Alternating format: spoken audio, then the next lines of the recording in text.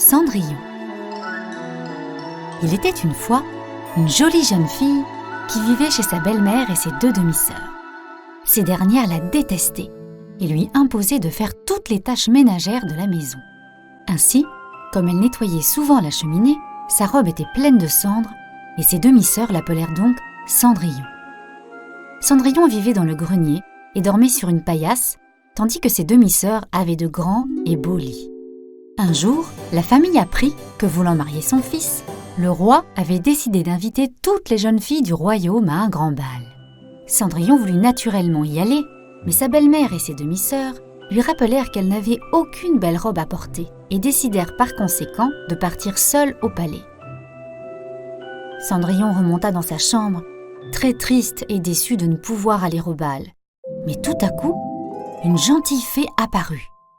Elle décida d'aider Cendrillon en transformant sa vieille tenue en une robe magnifique et en faisant apparaître de superbes chaussures de verre à ses pieds. Enfin, elle transforma une citrouille en un joli carrosse et deux souris en chevaux pour pouvoir le tirer. Cendrillon était maintenant prête pour partir au bal. Toutefois, la fée lui précisa qu'elle devrait impérativement rentrer avant minuit, car à cette heure précise, le beau carrosse redeviendrait une citrouille, les chevaux redeviendraient des souris, et la robe scintillante redeviendrait une vieille robe couverte de cendres. Cendrillon partit donc en direction du palais dans son beau carrosse.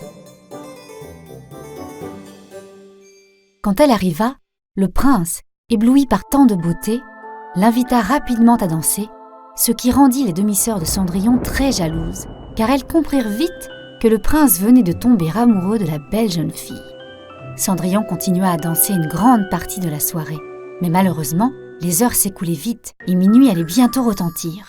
Cendrillon quitta alors le bal précipitamment afin d'éviter que sa belle tenue ne se transforme en vieille robe.